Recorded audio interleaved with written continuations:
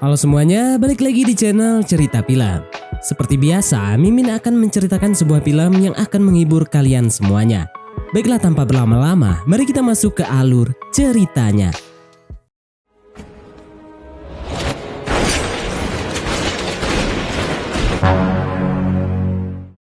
Di awal film, kita akan diperkenalkan dengan Charlie. Ia adalah mantan ketua gangster Prancis paling disegani.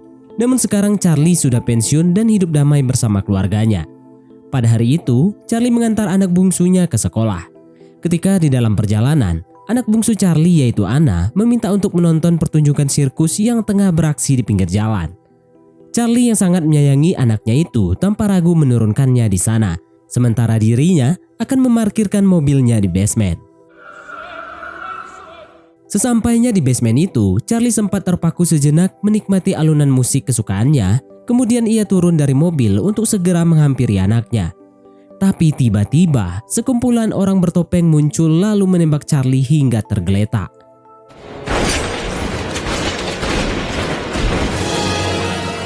Tak lama setelah itu, Charlie yang sekarat langsung dilarikan ke rumah sakit. Dokter pun bertindak cepat menangani Charlie, mengeluarkan 22 peluru yang bersarang di tubuhnya. Di dalam keadaan yang sekarat itu, Charlie pun mengingat masa lalunya. Charlie muda yang saat itu mendekam di penjara, bertemu dengan seorang napi ketua mafia Prancis yang paling ditakuti pada masa itu. Charlie bahkan sudah menganggap si ketua mafia sebagai pengganti sosok ayah kandungnya sendiri. Begitu juga sebaliknya, si ketua mafia juga sudah menganggap Charlie sebagai anaknya. Singkat cerita, mereka berdua akhirnya bebas dari penjara tersebut. Pada suatu hari, Charlie mendapat kabar perihal si ketua mafia tersebut yang telah tewas dihabisi oleh musuhnya. Hingga pada akhirnya, ia pun memutuskan untuk balas dendam. Charlie pun mengajak kedua temannya untuk melancarkan aksi balas dendamnya tersebut. Kedua sahabat Charlie ini bernama Tony dan Karim. Apabila musuh Charlie itu berhasil dihabisi, maka mereka bertiga akan mengambil alih kekuasaannya. Sebelum beraksi, mereka pun bersumpah yaitu akan terus bersahabat sampai mati. Setelah itu, mereka pun beraksi dengan mudah. Mereka pun berhasil membunuh ketua mafia tersebut. Dan sejak saat itulah, Charlie menjadi penguasa ketua mafia tertinggi, sedangkan Karim dan Tony menjadi tangan kanan setia Charlie. Adegan beralih ke masa kini. Terlihat Charlie sudah berhasil melewati masa kritisnya, namun ia masih belum sadarkan diri. Keluarga Charlie hanya bisa menatapnya dari luar ruangan karena mereka belum diizinkan membesuk dari dekat. Singkat cerita, Charlie pun pulih dari komanya, kemudian ia didatangi oleh Rosa, yaitu detektif yang menangani kasus Charlie. Rosa memberitahu Charlie terkait penyelidikan sejauh ini, di mana ia menduga kuat salah satu pelaku merupakan orang yang mungkin sangat dekat dengan Charlie. Hal itu terlihat dari bukti yang ada di TKP, di mana ada peluru yang sengaja ditembakkan ke dinding. Yang artinya seorang dari pelaku tidak berniat ingin membunuh Charlie. Kemudian Rosa bertanya kepada Charlie, apakah ia memiliki musuh yang ingin membunuhnya. Tapi Charlie mengatakan kalau ia tidak tahu. Di tengah itu Charlie dijenguk oleh sepupunya yang bernama Jack. Tak lama berselang, sahabat sekaligus tangan kanan setianya pun datang, yaitu Karim. Ia sangat murka atas apa yang terjadi pada Charlie dan ia bersumpah akan segera mencari pelaku dan menuntut balas dendam. Setelah menjenguk Charlie, Karim pun langsung memulai misinya, mencari para pelaku yang menembak sahabatnya tersebut. Sedangkan Jack, ia ditugaskan untuk menjaga Charlie karena ia yakin para pelaku pasti akan mengincarnya kembali. Dugaan Karim ternyata benar adanya. Terlihat seorang pria menyamar sebagai dokter, masuk ke ruangan Charlie lalu menembaknya. Namun ternyata ia salah sasaran karena ternyata Charlie sudah dipindahkan ke ruangan lain oleh detektif Rosa. Lalu di keesokan harinya, Charlie dijenguk oleh Tony, sahabat sekaligus tangan kanannya Charlie, yang kini sudah menjadi ketua mafia tertinggi mengganti posisi Charlie yang memilih pensiun. Sama seperti Karim, Tony juga sangat sedih dan marah atas apa yang terjadi. Ia bersumpah akan menemukan pelaku dan menghabisi mereka dengan cara yang brutal. Karena mereka bertiga sudah bersumpah akan terus menjadi sahabat setia sampai mati yang akan saling melindungi satu sama lain. Di keesokan harinya, Charlie kembali dijenguk oleh Karim dan Jack. Karim mengatakan kalau ia sudah berhasil menemukan seorang pelaku yang ia sandra di sebuah tempat. Charlie yang kebetulan sudah mulai membaik lantas dibawa oleh Karim dan Jack menuju ke tempat yang dimaksud. Namun di dalam perjalanan, mobil Karim dibuntuti oleh mobil detektif Rosa. Kemudian Karim menghubungi anak buahnya untuk mencegat mobil detektif Rosa. Hingga pada akhirnya detektif Rosa kehilangan jejak mereka. Singkat cerita, mereka tiba di tempat tersebut. Melihat sosok Charlie yang tenang namun brutal, si pelaku menjadi sangat ketakutan bukan main. Ia pun memohon ampun kepada mantan ketua mafia tersebut agar tidak dihabisi karena dirinya hanyalah disuruh oleh seorang untuk menembak dan membunuh Charlie. Charlie berjanji akan mengampuni si pelaku asalkan ia memberitahu siapa orang yang menugaskannya. Si pelaku yang tahu sebrutal apa sosok Charlie tentu tanpa ragu memberitahunya. Dan orang yang menyuruh membunuh Charlie tak lain adalah Tony, yaitu sahabat Charlie sendiri. Mengetahui akan hal itu, Charlie pun sangat kecewa dan seakan tidak percaya bahwa Tony tega ingin membunuhnya. Padahal ia sudah menganggap Tony sebagai saudaranya sendiri, termasuk menyerahkan kekuasaan secara sukarela. Si pelaku bahkan mengatakan motif Tony membunuh Charlie, yaitu ia ingin membuka bisnis baru, yaitu bisnis peredaran barang haram. Karena jika Charlie masih hidup, ia pasti menentangnya, karena selama ini Charlie sangat anti dengan barang haram. Charlie yang merupakan mantan ketua mafia terhormat, ia lantas membebaskan si pelaku sesuai janjinya dari awal karena si pelaku sudah mau bicara. Setelah mengetahui semua ini, Karim pun meminta izin kepada Charlie untuk membunuh Tony sebagai bentuk balas dendam, namun Charlie melarangnya. Charlie bahkan lebih baik mati daripada harus melanggar sumpah yang sudah mereka ucapkan dulu. Walaupun Tony sendiri telah melanggar sumpah tersebut, namun ia tidak ingin ia dan Karim melakukan hal yang sama. Kemudian Karim mengantar Charlie ke rumahnya yang berada di tepi pantai. Setelah itu, Karim pun kembali ke keluarganya yang beragama Muslim. Meskipun berbeda agama, Charlie dan Karim tetap bisa bersahabat baik dan bertanggung jawab kepada keluarga masing-masing. Di saat Karim keluar dari rumahnya, ia malah diculik. Kemudian ia dibawa ke sebuah tempat lalu dihajar habis-habisan.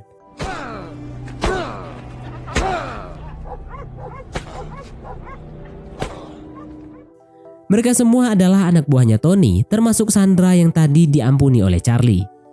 Ajudan Tony lantas menyuruh si Sandra untuk menendang kepala Karim. Si Sandra dengan senang hati melakukannya karena ia memang membenci Karim yang seorang Muslim. Namun si ajudan yaitu Pablo lantas membunuh si Sandra karena telah membocorkan semuanya kepada Charlie. Setelah itu, Pablo pun membunuh Karim, kemudian ia mengambil jari tangan Karim untuk dikirim kepada Charlie sebagai peringatan dari Tony bahwa perang antara dirinya dan Charlie resmi dimulai. Di keesokan harinya, istri Charlie menerima sebuah paket yang ia kira gaun malam yang ia pesan. Namun ternyata itu adalah jari tangan Karim dari Tony untuk Charlie. Di keesokan harinya, Charlie menghadiri pemakaman Karim. Keluarga Karim sangat terpukul atas kematian Karim yang begitu mengenaskan. Charlie pun demikian, ia sangat terpukul dan marah besar, dan ia pun sudah tidak peduli lagi dengan sumpah persahabatannya dengan Tony. Charlie akan memastikan Tony dan kelompoknya harus membayar mahal atas kematian Karim. Seusai upacara pemakaman, Charlie pun berkumpul dengan para anak buahnya yang masih setia dan berada di pihaknya. Charlie menyuruh mereka untuk membawa semua keluarganya pergi sejauh mungkin dari kota ini. Karena sekarang, perang brutal antara dirinya dan kelompok Tony akan segera dimulai. Di balik itu, ajudan Tony dan para anak buahnya sedang berpesta untuk merayakan keberhasilan mereka menyingkirkan Karim.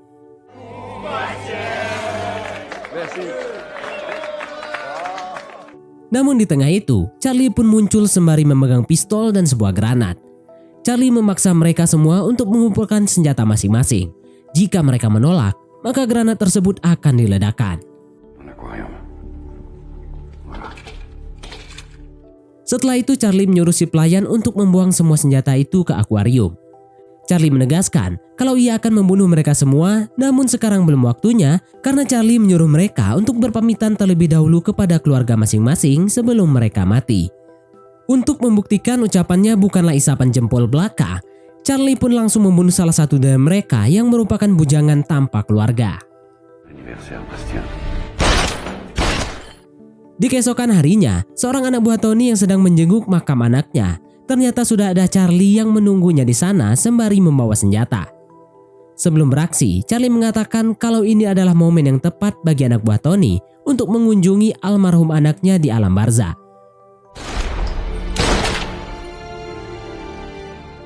Kelompok anak buah Tony yang sudah mulai panik lantas mendatangi rumah Jack dan mengobrak-abrik barang di sana. Tak lama setelah itu, Jack pun pulang dan mendapati rumahnya telah disusup. Jack sadar kalau ini adalah perbuatan anak buah Tony dan ia pun langsung mendatangi Charlie di tempat persembunyiannya. Terlihat seorang anak buah Tony mengikutinya dari belakang. Ternyata mereka sengaja melakukan semua ini guna mencari tahu lokasi persembunyian Charlie. Singkat cerita, Jack sampai di tempat persembunyian Charlie dan menceritakan perihal anak buah Tony yang menyusup ke rumahnya. Charlie pun sadar kalau semua ini adalah jebakan untuk mengetahui tempat persembunyiannya. Dan benar saja, para anak buah Tony yang bersenjata tiba di sana dan ingin membunuh Charlie. Kemudian Charlie menyuruh Jack bersembunyi ke rumah sepupunya karena keluarganya juga bersembunyi di sana. Sementara dirinya akan menghadapi anak buah Tony seorang diri.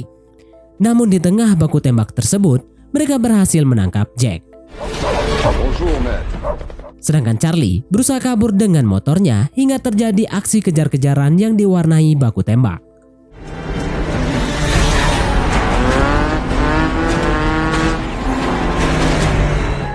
Berada dalam posisi terpojok, Charlie pun sengaja menjatuhkan motornya di dekat pasukan polisi yang sedang berkumpul, sehingga kelompok Tony dengan terpaksa menghentikan pengejaran mereka. Singkat cerita, Charlie dibawa ke kantor polisi dan diinterogasi oleh Detektif Rosa. Detektif Rosa mengatakan kalau tidak akan menangkap Charlie asalkan Charlie mengumpulkan semua bukti kejahatan Tony. Ternyata Detektif Rosa memiliki dendam pribadi kepada Tony yang telah membunuh suaminya. Sementara itu Jack dibawa menghadap Tony. Tony mengancam akan membunuh Jack berikut seluruh keluarganya apabila ia ikut campur lagi dengan urusan antara ia dan Charlie. Beralih ke Tony yang saat ini sedang menghadiri pesta pernikahan adik lelaki kesayangannya. Tony mengatakan kalau keberhasilannya yang telah ia capai tidak terlepas dari campur tangan adiknya tersebut. Padahal semua orang tahu keberhasilannya tersebut berkat kebaikan hati Charlie yang justru malah ia hianati. Tony yang sedang sibuk berpesta kemudian dimanfaatkan oleh Charlie untuk menyusup ke dalam markas barang haramnya. Charlie berhasil menyusup ke markas tersebut setelah melumpuhkan penjaga di sana. Kemudian ia menyalin semua data transaksi barang haram yang selama ini dijalankan oleh Tony untuk dikumpulkan sebagai bukti kejahatannya.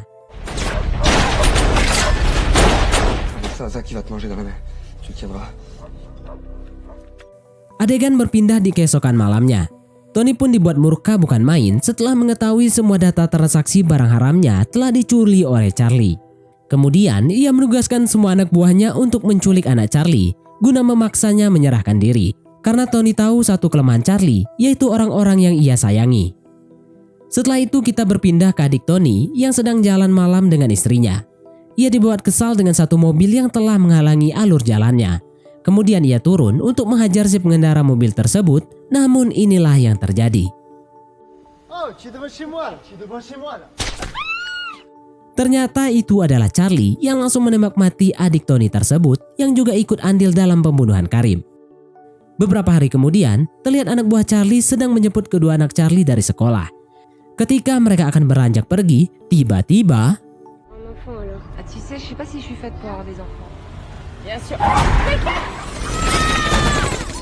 baku tembak secara mendadak tersebut telah menewaskan anak buah Charlie, sedangkan kedua putri Charlie berhasil mereka culik.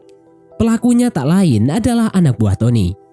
Adegan beralih pada 3 hari kemudian, di mana putri sulung Charlie berhasil ditemukan oleh polisi dalam keadaan babak belur di sebuah gudang kosong. Putri Charlie membawa pesan dari Tony untuk Charlie. Apabila Charlie tidak segera menyerahkan diri kepada Tony, maka putri bungsu Charlie akan mereka habisi. Lalu di keesokan harinya, Charlie menemui Detektif Rosa secara diam-diam. Ia meminta Rosa membuat berita palsu terkait dirinya yang sekarang telah dipenjara. Maka dengan begitu, Tony pasti akan berhenti memburu Charlie dan anak bungsunya akan dilepaskan. Charlie berjanji kepada Detektif Rosa kalau ia akan menyerahkan semua bukti kejahatan Tony jika nanti putrinya telah berhasil dilepaskan. Detektif Rosa pun setuju dengan kesepakatan ini. Singkat cerita, berita penangkapan Charlie menyebar luas di berbagai media.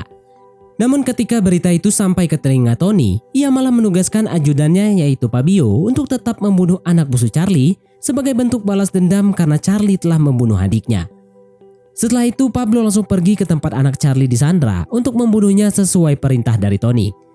Namun tanpa ia sadari, Charlie telah membuntutinya dari arah belakang dengan menggunakan motor. Sesampainya di tempat tersebut, Charlie pun berusaha menyusup ke dalam dengan melewati tembok samping gedung yang dikelilingi kawat-kawat berduri.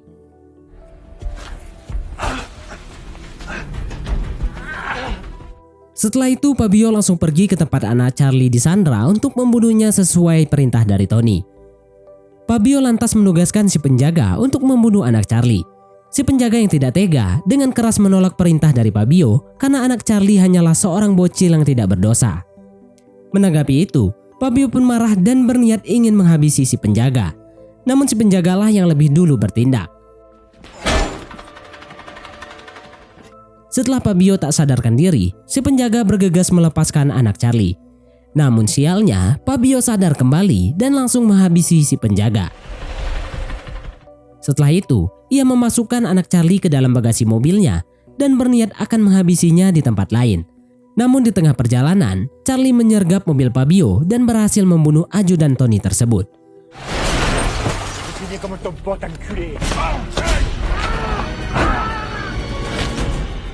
Pada akhirnya, Charlie berhasil menyelamatkan anak bungsunya itu. Pada hari berikutnya, Charlie membawa semua keluarganya kembali ke rumah utama mereka. Mereka tidak perlu lagi bersembunyi karena Charlie sudah membunuh seluruh anak buah Tony. Semua bukti kejahatan ketua mafia tersebut juga sudah ia serahkan kepada detektif Rosa.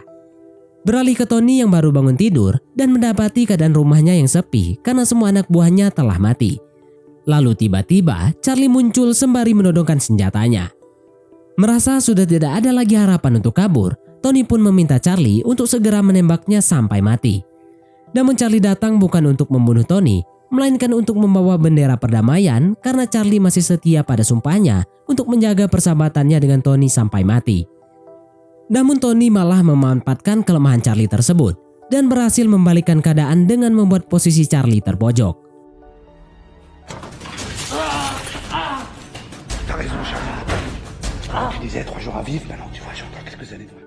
Pada akhirnya Charlie sadar bahwa Tony memang sudah tidak bisa lagi diajak berdamai, sehingga inilah yang terjadi. Namun ketika Charlie akan menghabisi Tony, pasukan polisi pun muncul menggagalkan aksi brutalnya tersebut. Di keesokan harinya, Charlie menemui detektif Rosa di kantor polisi. Detektif Rosa mengatakan kalau Tony akan divonis penjara seumur hidup atas penjualan barang haram dan pembunuhan. Detektif Rosa juga berterima kasih kepada Charlie karena telah membantu polisi dalam menangkap Tony dan secara tidak langsung membantu membalaskan dendam detektif Rosa atas kematian suaminya yang dihabisi oleh Tony. Charlie juga dibebaskan dari segala tuduhan karena telah membantu pihak kepolisian. Setelah itu Charlie pun dijemput oleh Jack. Kemudian Charlie meminta Jack untuk mengantarkannya ke basement tempat pertama kali ia diserang dan menjadi awal semua malapetaka ini terjadi. Setelah sampai di sana, Charlie pun mengatakan kalau ia sudah tahu Jack ikut terlibat menyerangnya waktu itu. Sebelum menghabisi Jack, Charlie memberinya kesempatan untuk menjelaskan apa motif Jack menginginkan ia mati. Jack pun membela diri dengan mengatakan kalau ia hanya disuruh oleh Tony untuk menembak seseorang. Jack sama sekali tidak tahu kalau targetnya adalah Charlie. Dan ketika ia tahu targetnya adalah Charlie, Jack pun langsung mengarahkan tembakannya ke tembok agar tidak mengenai Charlie. Walaupun Charlie tetap harus sekarat ditembak oleh anak buah Tony yang lain. Setelah mendengar pengakuan dari Jack, Charlie pun langsung menyuruhnya turun dari mobil. Jack yang ketakutan berkali-kali meminta ampun kepada Charlie, namun inilah yang terjadi.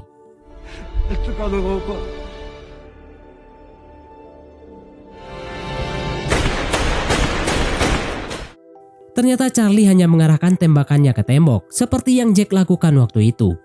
Yang artinya Charlie sudah mengampuni Jack. Di akhir film, terlihat Charlie tengah berlibur bersama keluarganya.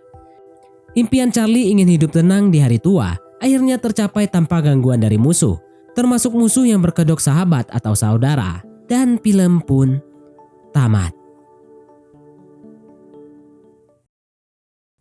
Mungkin sampai di sini saja teman-teman untuk alur cerita film kita kali ini. Terima kasih buat teman-teman yang telah mengikuti alur cerita film ini sampai selesai. Sekian dari Mimin, sampai jumpa di konten berikutnya.